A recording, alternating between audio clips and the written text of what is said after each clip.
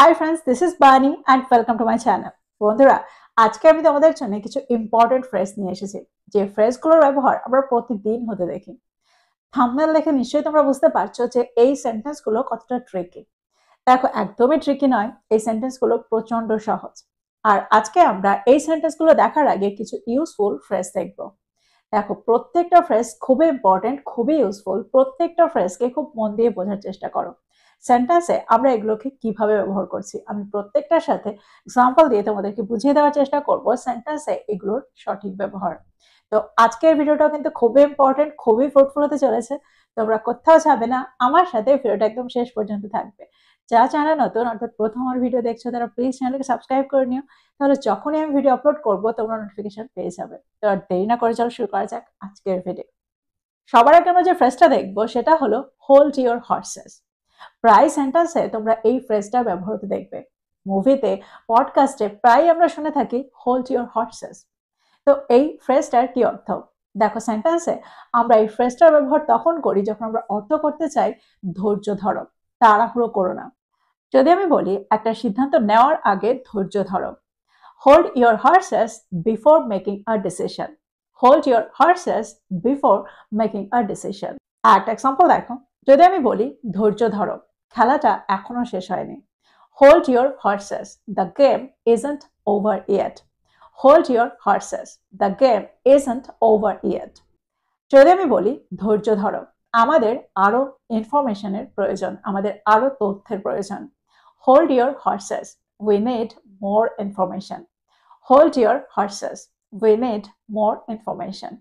তো এক্সাম্পলগুলোর মধ্যে দিয়ে আমার মনে হয় তোমরা বুঝতে পারছো সেন্টেন্সে আমরা এই ফ্রেজটাকে কত সহজে ব্যবহার করতে পারি, হোল্ড ইওর হর্সেসকে কোন অর্থে ব্যবহার করতে পারি। এবার আমরা দেখবো এর পরেরটা। এবার যে ফ্রেজটা আমরা দেখবো সেটা হলো টাং টাইড। টাং টাইড, প্রায় সেন্টেন্সে আমরা এই ফ্রেজটার ব্যবহার হতে দেখি। তো টাং টাইটের কি অর্থ? দেখো, যখন আমরা কথা বলতে বলতে আটকে যাই তখন আমরা বলতে পারি টাং টাইড। দ্যাট মিনস আমরা কথা বলতে বলতে বলতে পারছি না। দ্যাট মিনস কোনো একটা জায়গায় আমরা আটকে যাচ্ছি। দেখো, এটা কখন হয়? যখন আমরা খুব নার্ভাস থাকি বা কোনো ব্যাপারে আমরা লজ্জা পেয়ে যাই বা সংকোচ বোধ করি, তখন আমরা কথা বলতে পারি না। আমাদের মুখ বন্ধ হয়ে যায়, আমাদের কথা আটকে যায়। তখন আমাদের মনে হয় যেন জিভটা আটকে গেছে। তো এরকম অর্থে আমরা সেন্টেন্সে টাং টাইডের ব্যবহার করে থাকি। এক্সাম্পল দেখো, যদি আমি বলি দর্শকদের সামনে সে আটকে গিয়েছিল, দ্যাট মিনস দর্শকদের সামনে সে কথা বলতে পারেনি। She got tongue-tied in front of the audience. She got tongue-tied in front of the audience. আরেকটা এক্সাম্পল দেখো, যদি আমি বলি চাকরির ইন্টারভিউতে সে কিছু বলতে পারেনি, দ্যাট মিনস সে আটকে গিয়েছিল, তার জিভটা আটকে গিয়েছিল। She got বা he got tongue-tied in the job interview. She got tongue-tied in the job interview. আরেকটা এক্সাম্পল দেখো, যদি আমি বলি নার্ভাস হলে আমার সব সময় জিভ আটকে যায়, দ্যাট মিনস নার্ভাস হলে আমি কিছু বলতে পারি না। I get tongue-tied when I'm nervous. I get tongue-tied when I'm nervous. তো তোমরা বুঝতে পারছো সেন্টেন্সে আমরা এই ফ্রেজটাকে কিভাবে ব্যবহার করি। দেখো, সেন্টেন্সে যখন আমরা ইংলিশ ফ্রেজের ব্যবহার করি তখন আমরা ঠিক ওয়ার্ড টু ওয়ার্ড ট্রান্সলেট করতে পারি না, কারণ ফ্রেজের অর্থটা ঠিকভাবে ট্রান্সলেট করা যায় না। তো এরকম অর্থে আমরা সেন্টেন্সে এই ফ্রেজটাকে ব্যবহার করে থাকি। এবার আমরা দেখবো এর পরেরটা। পরের ফ্রেজটা হলো গাট ফিলিং। গাট ফিলিং, প্রায় আমরা সেন্টেন্সে এই ফ্রেজটাকে ব্যবহার করে থাকি।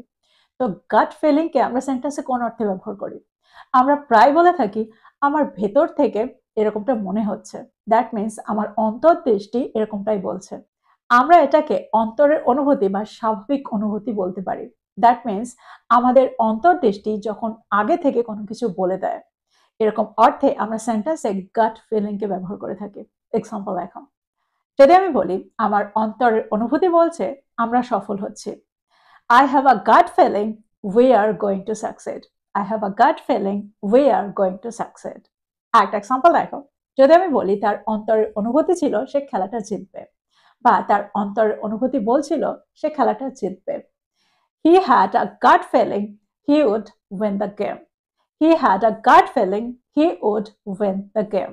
আরেকটা এক্সাম্পল দেখো, যদি আমি বলি আমার অন্তরের অনুভূতি বলছে আজকের দিনটা একটা ভালো দিন হবে, I have a gut feeling that today will be a good day. I have a gut feeling that today will be a good day. তোমরা বুঝতে পারছো সেন্টেন্সে আমরা গাট ফিলিং কে কোন অর্থে ব্যবহার করছি। খুব সহজেই আমরা সেন্টেন্সে গাট ফিলিং কে ব্যবহার করতে পারি। এবার আমরা দেখব পরেরটা। এবার যে ফ্রেজটা আমরা দেখব সেটা হলো throw cold water on something. প্রায় সেন্টেন্সে আমরা এই ফ্রেজটাকে ব্যবহার করে থাকি। তো এটার কি অর্থ? দেখো, throw cold water on something এর অর্থ হলো কোন কিছুর উপরে জল ঢেলে দেওয়া। দ্যাট মিনস কোনো আশায় জল ঢেলে দেওয়া বা কোনো কাজে বা কোনো পরিকল্পনায় জল ঢেলে দেওয়া, এরকম অর্থে আমরা সেন্টেন্সে এই ফ্রেজটাকে ব্যবহার করে থাকি। বাংলায় আমরা প্রায় বলে থাকি তার আশায় জল ঢেলো না। দ্যাট মিনস এমন কিছু বলো না বা এমন কিছু করো না যে তার আশাটা নষ্ট হয়ে যায়। তো এরকম অর্থে আমরা সেন্টেন্সে এই ফ্রেজটাকে ব্যবহার করে থাকি। এক্সাম্পল দেখো, যদি আমি বলি সে আমার একটা নতুন ব্যবসা শুরু করার পরিকল্পনায় জল ঢেলে দিয়েছিল। He threw cold water on my plan to start a new business. He threw cold water on my plan to start a new business. আরেকটা এক্সাম্পল দেখো, যদি আমি বলি আমার স্বপ্নগুলোর ওপর জল ঢেলো না। আমার স্বপ্নগুলোর ওপর জল ঢেলে দিও না। Don't throw cold water on my dreams. Don't throw cold water on my dreams. আরেকটা এক্সাম্পল দেখো, যদি আমি বলি বাচ্চাদের উদ্দীপনার ওপর জল ঢেলো না। Don't throw cold water on the children's excitement. Don't throw cold water on the children's excitement. বাংলায় আমরা প্রায় বলে থাকি আমি সব শুনছি, তুমি বলো, বা আমি মনোযোগ দিয়ে শুনছি। এরকম অর্থে আমরা সেন্টেন্সে কোন ফ্রেজের ব্যবহার করতে পারি? দ্যাট মিনস আমি সব শুনছি বা আমি তোমাকে মনোযোগ দিয়ে শুনছি। এরকম অর্থে আমরা সেন্টেন্সে আম অল ইয়ার্স এ ব্যবহার করে থাকি। ফর এক্সাম্পল, আমি মনোযোগ দিয়ে শুনছি, বলো কি হয়েছে। দ্যাট মিনস আমি সব শুনছি, আমি তোমাকে মনোযোগ দিয়ে শুনছি, বলো আমাকে কি হয়েছে। I'm all ears, tell me what happened. I'm all ears, tell me what happened. আরেকটা এক্সাম্পল দেখো, যদি আমি বলি আমি তোমার পরামর্শটা মন দিয়ে শুনছি। I'm all ears for your advice. I'm all ears for your advice. আরেকটা এক্সাম্পল দেখো, যদি আমি বলি ভাষণটা চলাকালীন শ্রোতারা মনোযোগ দিয়ে শুনেছিল। The audience was all ears during the speech. The audience was all ears during the speech. তো এক্সাম্পলগুলোর মধ্যে দিয়ে আমার মনে হয় তোমরা বুঝতে পারছো সেন্টেন্সে আমরা এই ফ্রেজটাকে কিভাবে ব্যবহার করছি, কোন অর্থে ব্যবহার করছি। এবার আমরা দেখবো এর পরেরটা। এবার আমরা যে ফ্রেজটা দেখবো সেটা হলো a hot potato. A hot potato. আমরা প্রায় সেন্টেন্সে এই ফ্রেজটার ব্যবহার হতে দেখি। তো এটার কি অর্থ? দেখো, সেন্টেন্সে যখন আমরা এই ফ্রেজটাকে ব্যবহার করি তখন আমরা অর্থ করতে চাই কোনো একটা রিস্কি ইস্যু বা কোনো একটা সেন্সিটিভ ইস্যু বা একটা কন্ট্রোভার্সিয়াল ইস্যু। এরকম অর্থে আমরা সেন্টেন্সে এই ফ্রেজটাকে ব্যবহার করে থাকি। দ্যাট মিনস কোনো একটা সংবেদনশীল বিষয় বা বিতর্কিত বিষয়, অর্থাৎ এমন কোনো বিষয় যে বিষয়টা নিয়ে কেউ আলোচনা করতে চায় না, যেটা সমস্যার সৃষ্টি করতে পারে। এরকম অর্থে আমরা সেন্টেন্সে এই ফ্রেজটাকে ব্যবহার করে থাকি, আ হট পটেটোকে ব্যবহার করে থাকি। এক্সাম্পল দেখো, ফর এক্সাম্পল, কর বাড়ানোর প্রশ্নটি একটা বিতর্কিত বিষয় বা কর বাড়ানোর প্রশ্নটি একটা সংবেদনশীল বিষয়। The question of raising taxes is a hot potato. The question of raising taxes is a hot potato. তো তোমরা বুঝতে পারছো কোন অর্থে আমরা সেন্টেন্সে এই ফ্রেজটাকে ব্যবহার করছি। আর একটা এক্সাম্পল দেখো, যদি আমি বলি গ্রামে জমি অধিগ্রহণের বিষয়টি একটি সংবেদনশীল বিষয়। The issue of land acquisition is a hot potato in the village. The issue of land acquisition is a hot potato in the village. তো তোমরা বুঝতে পারছো সেন্টেন্সে আমরা আ হট পটেটোকে কোন অর্থে ব্যবহার করছি। এবার আমরা দেখবো কিছু সেন্টেন্স। দেখো, প্রায় আমরা বাংলায় বলে থাকি তাকে বলে তারপর চাও, আমাকে এটা দেখিয়ে তারপর চেও, আমাকে কল করে তারপর ঘুমাতে চেও। তো এই ধরনের সেন্টেন্স আমরা কিভাবে বলবো? দেখো, আমি অনেকগুলো কমেন্ট পেয়েছিলাম এই সেন্টেন্সগুলোকে তৈরি করার জন্য। দেখো, সেন্টেন্সগুলো খুবই সহজ।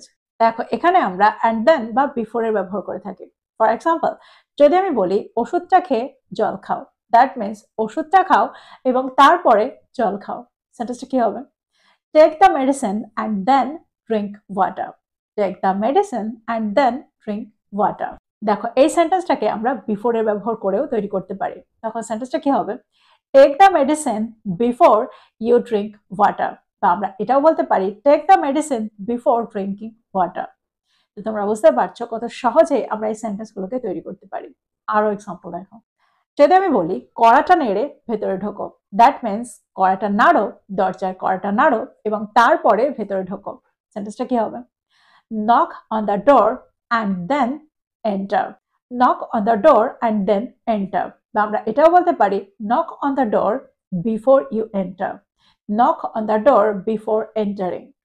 আমরা প্রায় বলে থাকি তাকে এটা দেখিয়ে যাও, দ্যাট মিনস তাকে এটা আগে দেখাও তারপরে যাও। Show him this and then go, বা আমরা এটাও বলতে পারি show him this before you go. Show him this before going. যদি আমি বলি ছবিটা তাকে দেখিয়ে তারপরে যাও, show him the picture and then go. Show him the picture before you go. যদি আমি বলি তাকে এটা বলে যাও, দ্যাট মিনস তাকে এটা বলো এবং তারপরে যাও।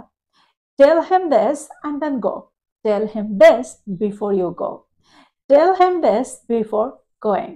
তো আমার মনে হয় তোমরা বুঝতে পারছো এই সেন্টেন্সগুলোকে আমরা কত সহজেই তৈরি করতে পারি, আর এই সেন্টেন্সগুলোকে আমরা প্রতিদিন ব্যবহার করে থাকি। তো আমার মনে হয় প্রত্যেকটা স্ট্রাকচারকে তোমরা বুঝতে পারলে, প্রত্যেকটা স্ট্রাকচারকে সেন্টেন্সে কিভাবে ব্যবহার করছি তোমরা বুঝতে পারলে। তো প্রত্যেকটা স্ট্রাকচারকে নোট ডাউন করো আর এগুলো দিয়ে প্রচুর সেন্টেন্স তৈরি করো আর সেগুলোকে তোমাদের প্রতিদিনের কনভারসেশনে ইনক্লুড করো। এই ছিল আজকের ভিডিও, এই ছিল আজকের টপিক। ভিডিওটা ভালো লাগলে লাইক করতে ভুলে যেও না, বন্ধুদেরকে শেয়ার করো যারা ইংরেজি শিখছে। So this is all about today. I will be back with another video. Till then, take care. Thank you for watching this video. Bye bye.